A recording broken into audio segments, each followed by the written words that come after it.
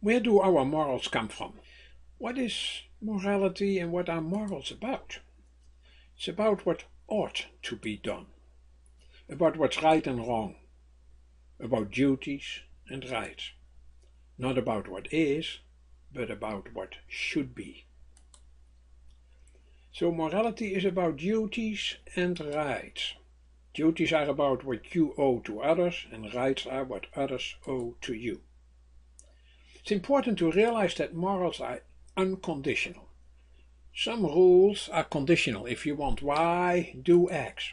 But in morality, you have to do X, no matter what. There is no if condition. If you want to excel, you must practice. So the left side is not what morality is about. Morality is not a set of conditional rules. I keep maintaining that morals are unconditional. So don't say good is what creates more happiness for more people, for that is a conditional one. If you want more happiness, do this. That's called utilitarianism or hedonism, maximizing happiness and minimizing suffering. So the main source is John Stuart Mill, long ago. I think Immanuel Kant is a much better approach. He finds that too conditional and too subjective. It's irrelevant for people who want to maximize only what is good for themselves. So for that reason he rejects the left side, and I would like to follow him. John Stuart Mill would say that all morals and rules in morality are relative, subjective, conditional, negotiable. Kant would say they are absolute, objective, unconditional, non-disposable. They are ends in themselves, not means to other ends. Let's make a comparison. Rationality deals with what is true and what is false, whereas morality deals with what is right and what is wrong. Rationality is in search of universal and eternal scientific laws. So why would morality not be something similar? It's in search of universal and eternal moral laws. With rationality, we may be oblivious to laws we do not know yet. A century ago, we didn't know as many laws as we do now. Something similar holds for morality. We may violate moral laws that we were never aware of. So let us realize that morals are non-quantifiable entities. They cannot be weighed like monetary values can. They cannot be counted or measured. They do not depend on what brings the most happiness or whatever. They do not depend on non-moral properties, and we can never define them in non-moral terms. They are not quantifiable, so we cannot measure them on a meter. The life of a handicapped person is not worth less than that of a Hall of Famer. The life of an unborn baby has no lesser value than the life of a toddler. The life of a prisoner has no lesser value than the life of those outside the prison. Morals are non-quantifiable entities. Some might say, yes, but moral values change. They change over time. I would say it's not the values that change, but our moral evaluations. They do change over time. Some say moral values are determined by culture. My response would be, our moral evaluations have a cultural component. To have moral values is a matter of being valued according to the left side. I would say being valued does not create moral values. What happened in Nazi Germany did not create moral values. It changed evaluations enormously with all the consequences we know. Let's take a simple case study, slavery. A few centuries ago, slavery was not evaluated as morally wrong. Did our moral values change? No, our evaluations did. In the past, most people evaluated slavery as morally right. But we have learned now that that was wrong. There is a value of personal freedom and human dignity, a universal value, whether we like it or not. But some people were blind for that value. Morality is about what should be and not about what is. Morals tells us what the world is like, is what some people say. I would say no, it tells us what the world should be like. And don't equate them. What is does not tell us what should be. The fact that something is a certain way doesn't mean that it ought to be that way. Morals cannot be reduced to being genetic or functional, more developed, better for, or voted by the majority. They are not the same. The fact that diseases are natural in a biological sense does not make them good in a moral sense. Survival of the fittest may be natural in nature, but that doesn't mean we have to enforce it morally. That some people are richer than others, more intelligent, does not mean we ought to value them differently. The fact that human beings are different does not mean that they ought to be treated differently. I think Abraham Lincoln couldn't have said it better. He said, if you think that you can enslave someone who has a darker skin, if that's the rule, you are to be slave to the first person you meet with a fairer skin than your own. Or if you think that there is intellectual superiority, if that's your rule, you are to be slave for the first man you meet with an intellect superior to your own. In other words, descriptive criteria are morally irrelevant. They cannot be validated in morality by using relative descriptive criteria. The moral value of human life cannot be based on biological standards such as age, viability, vitality, or brain volume. Morals are not up for grabs. We cannot create them. We are not free to choose our own moral values.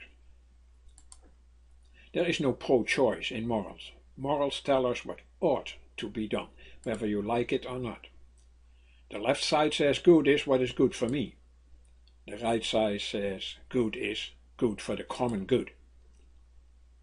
We don't make our own moral laws for what we deem right.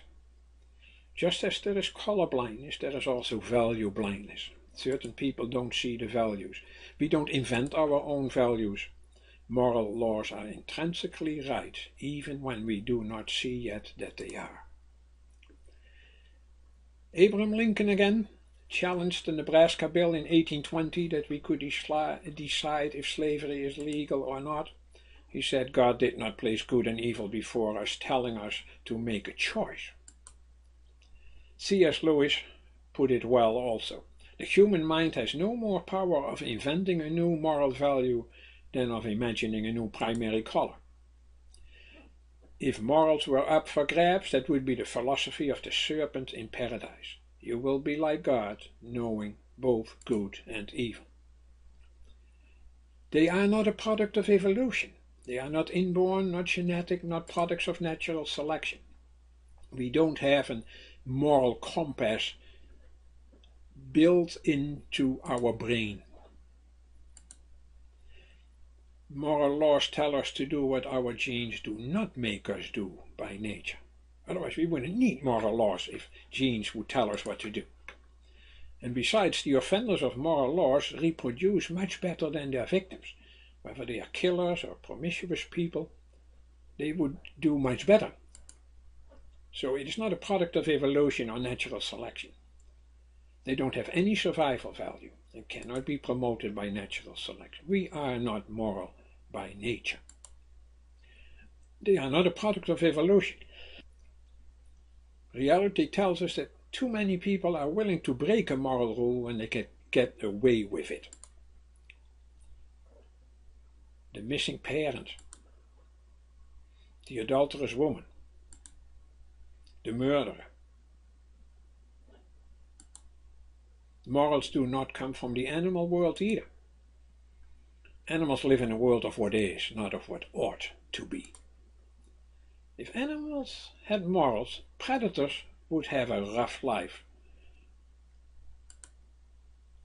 Grizzly bears that maul hikers won't be hauled into court, for they are not responsible for their actions. And animals that act caringly follow their instinct or training, not a moral code. Dogs have that instinct, cats don't. And don't think that morals are the product of legislation. Our government doesn't give us morals. We have morals, and let's hope the legislation will follow those morals. As Martin Luther King said so well, an unjust legal law is a code that is out of harmony with the moral law. Legislation was very often not in line with the morals it should have followed. Morality gives us rights and duties, legislation only gives us entitlements. Don't confuse them. The Nuremberg trials after World War II were only justified by an appeal to a higher law from above. So where do our morals come from? Not from our genes, evolution, legislation, or anything useful, etc. The only authority that can obligate me is someone infinitely superior to me. We usually call that our conscience. That's what we were given from above. No one else has the right to demand my absolute obedience. Without an eternal heaven, there could be no absolute or objective standards of right and wrong. Even the makers of the Declaration of Independence realized that, when they said, "We hold these truths to be self-evident, that we are all created equal, endowed by our Creator." Human rights are not man-made. They are God-given rights and not entitlements. We cannot invent them and manipulate them at will. We need a transcendent authority to sanction and recognize what is right and what is wrong. Dwight Eisenhower puts it well in his inaugural address. It's our faith in the deathless dignity of man, governed by eternal, moral, and natural laws. John F. Kennedy said something similar. The rights of man come not from the generosity of the state, that would be an entitlement, but from the hand of God. Believe it or not, even atheists realize this. Jean-Paul Sartre said, if atheism is true, and for a long time he thought that was true, there can be no absolute or objective standard of right and wrong. For only in eternal heaven there could be values objective and universal. Friedrich Nietzsche said something similar. Humanism and other moral ideologies shelter themselves in caves and venerate shadows of the God they once believed in. They are mere shadows of the past. Jürgen Habermas, a non-religious person, said, the ideas of freedom and social coexistence are based on the Jewish notion of justice and Christian ethics of love. So where do our rights come from, our morals? God wrote on tables of law what man did not read in their hearts, said St. Augustine. Our rights are divine birthrights. Without God we would have no right to claim any rights. If they really came from men and not God, they could take them away any time, and they certainly tried. Rights and duties go hand in hand. The duty of self-preservation is also the right to preserve yourself. The right to seek truth is also your duty to seek the truth. The duty to work for justice is also the right to work for justice. The right of religious freedom is also the duty to religious freedom. These and other subjects were discussed extensively in 2 books I wrote, one published by queenship.org, and you can find it on their website, the other one by paragonhouse.com. You can also go to amazon.com or to the website wheredowecomefrom.com with dashes in between. Just type my name, Gerard Verschuren, and you will find the books I wrote on this issue.